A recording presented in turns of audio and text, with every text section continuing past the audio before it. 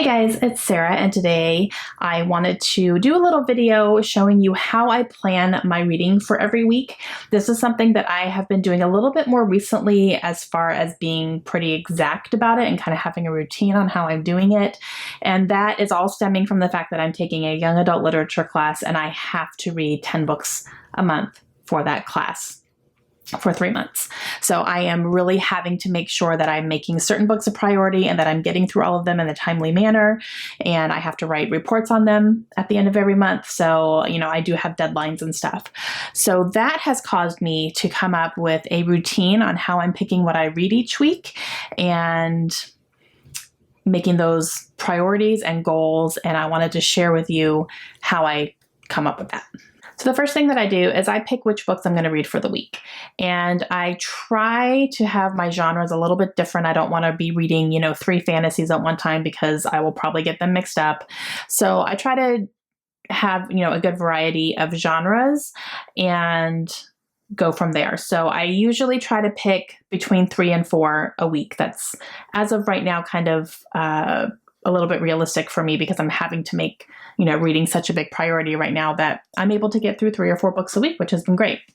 So for example, I do have on my list here Autobiography by Christina Lauren, which is a young adult contemporary. And then I have Serpent and Dove by Shelby Mahern. That is a young adult fantasy. So 2 very, very different books, but both that I need to read for my report this month. So I'm going to use these as an example because I do already have these tabbed out and stuff. So I'll show you what I do for that. So what I do is I take the books that I'm planning to read and, usually I'll have another 1 or 2 on this pile. But first thing I do is I put it on Instagram because every Sunday I've been showing you what's on my nightstand for the week. And that's been a lot of fun. So if you don't follow me on Instagram, make sure you go do that. I have the link down below and you can see every single Sunday what I have planned out for the week to read. So that's been fun.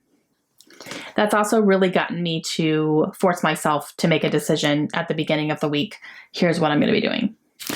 The next thing I do is I take that pile of books, I put them in the order that I want to pick them up, and starting, my most excited one will be on the top and then I'll go down from there. And then I will tally up all the pages of those books, the exact page number of each book, and I will add them all together.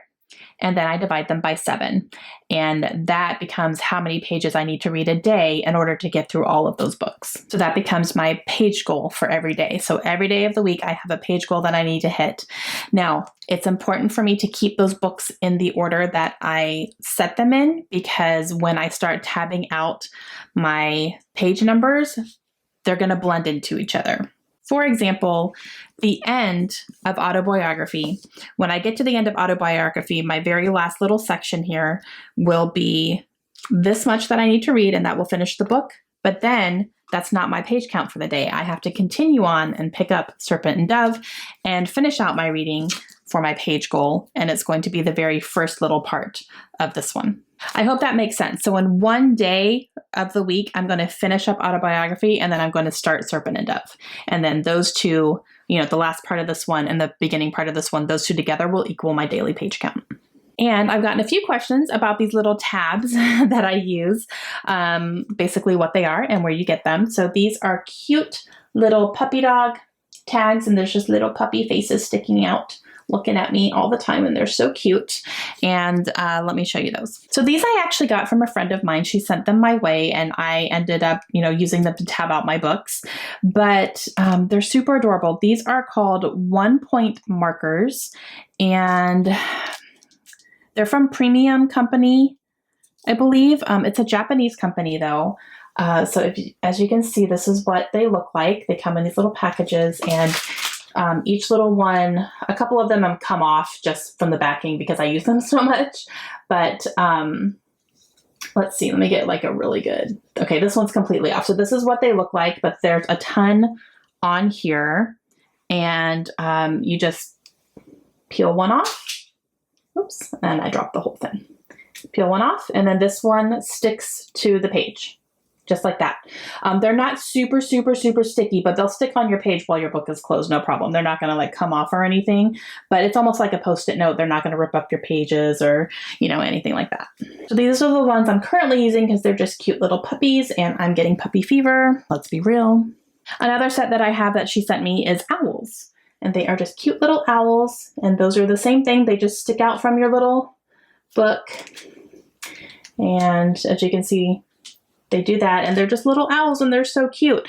And I love to use these because they're not overwhelming. You know, they don't take up a lot of space on your page. And you can just read till your marker and then, you know, take it off. And then that's when you know that you have hit your page goal for the day.